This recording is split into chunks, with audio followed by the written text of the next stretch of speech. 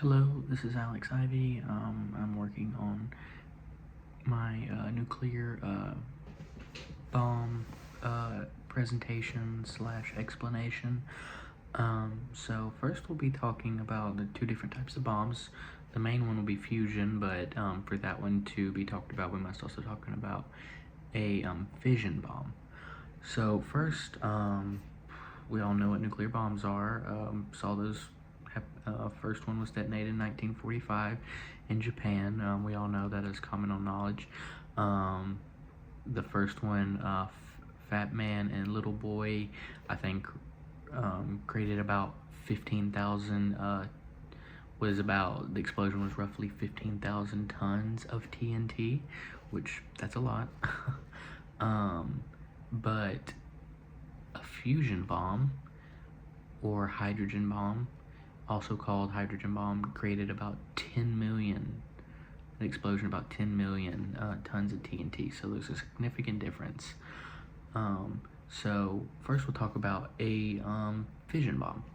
Okay, a fission bomb is when typically they use uranium-235. Is fission. We know like a fissure when something splits apart.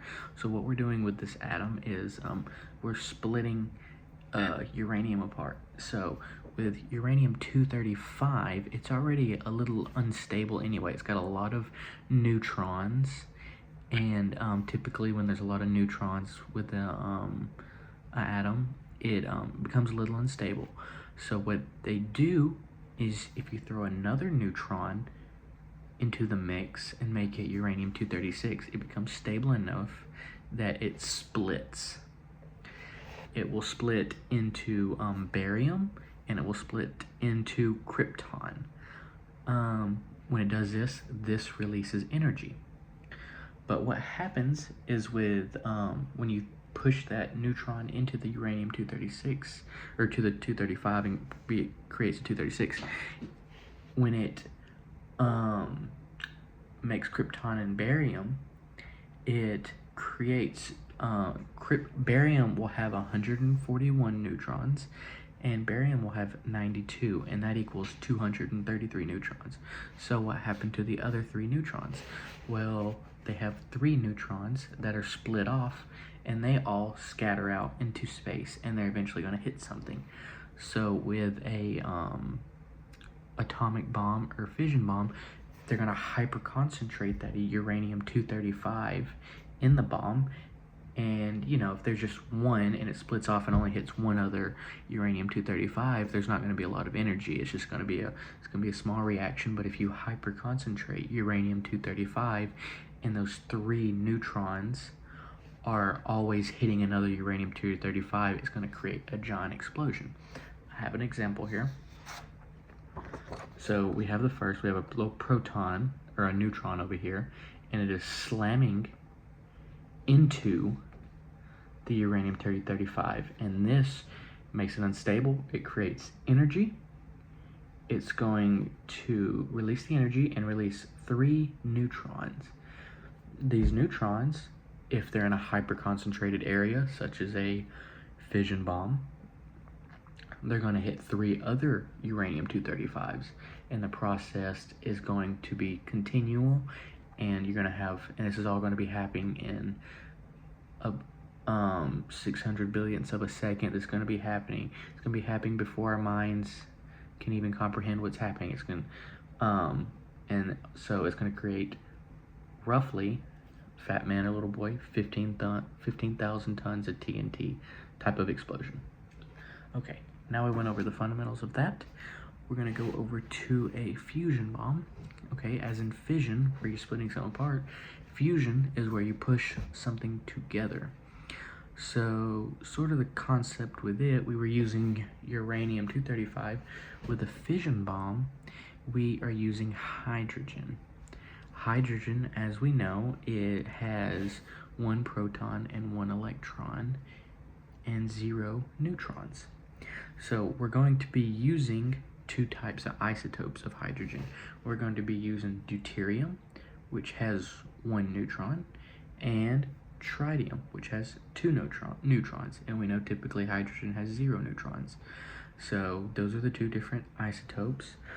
So what they're going to do is attempt to fuse them together and create helium. And so this is sort of like fueling the sun. It's called a proton chain reaction. So with the sun, as we know, we have hydrogen, and right deep in the middle of the sun we have a bunch of hydrogen atoms colliding all the time in these extreme temperatures, and they are creating helium, which has 2 neutrons and 2 protons.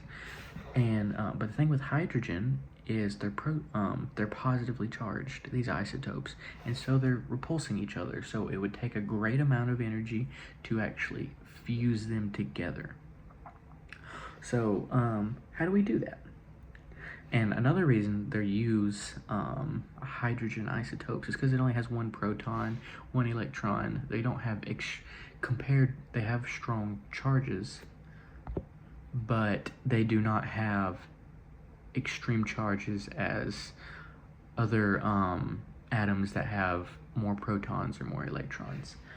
So what they'll do is, just as with the fission bomb, where they would throw a neutron, they would slam a neutron into the uranium and create a chain reaction that way, with a fusion bomb, they will have a fission bomb with the fusion bomb, because to push 2 hydrogen atoms together, you need such extreme heats. You need about 100 million degrees Celsius to actually get the 2 isotopes to actually fuse together.